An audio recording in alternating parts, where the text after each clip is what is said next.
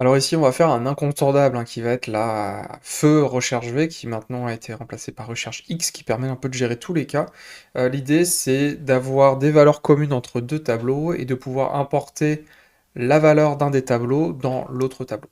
Alors, je vais vous en montrer qu'une seule et je vais pas spécialement m'étendre dessus puisqu'on va avoir un autre outil beaucoup plus perfectionné pour le faire, qui va être ici Power Pivot. Et qui va permettre justement de créer des connexions entre les tables et donc de pouvoir aller chercher des informations d'une table à une autre. Mais par souci d'exhaustivité et que vous puissiez quand même gérer certains cas, si vous ne souhaitez pas utiliser Power Pivot, eh bien ici vous allez pouvoir quand même apprendre à l'utiliser. Donc on va ici avoir deux tableaux différents, donc j'en ai fait des très simples, hein, pour que ça puisse être rapidement accessible.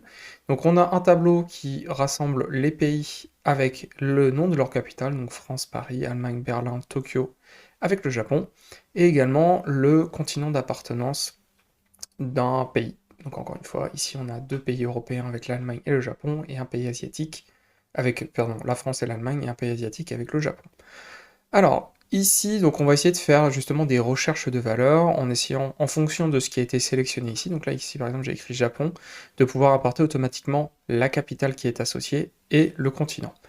On va utiliser donc la fonction recherche X et on va essayer de détailler un petit peu comment elle fonctionne. Donc le premier élément, ça va être d'aller chercher la capitale en fonction de ce qui a été sélectionné ici. Donc on va regarder un petit peu le découpage. Donc on va utiliser la fonction recherche X, qui auparavant correspondait à recherche V ou recherche H, hein, qui existe toujours, hein, d'ailleurs. Vous en avez peut-être déjà plus l'habitude que celle-ci, puisqu'elle est relativement récente. Donc ici, le premier élément, ça va être de lui indiquer quelle est la valeur à rechercher. Donc en l'occurrence ici, c'est Japon. J'aurais pu tout à fait écrire là moi-même Japon, hein, mais c'est mieux de faire une référence à une cellule, c'est plus dynamique. Ensuite, je vais lui indiquer où est-ce que cette valeur existe. Donc ici, en tout cas, où est-ce que la correspondance existe. Donc là, je vais lui faire une référence à ce tableau ici qui a été déclaré, et je vais lui dire que la clé, elle est ici, donc dans pays, France, Allemagne, Japon. Et ensuite, je vais lui indiquer quelle est la valeur de retour que je souhaite. S'il trouve une correspondance, quelle est la valeur à me retourner. Et donc, c'est cette colonne-là, donc avec les capitales. On rentre ça, et du coup, à partir de là, il peut bien importer l'élément.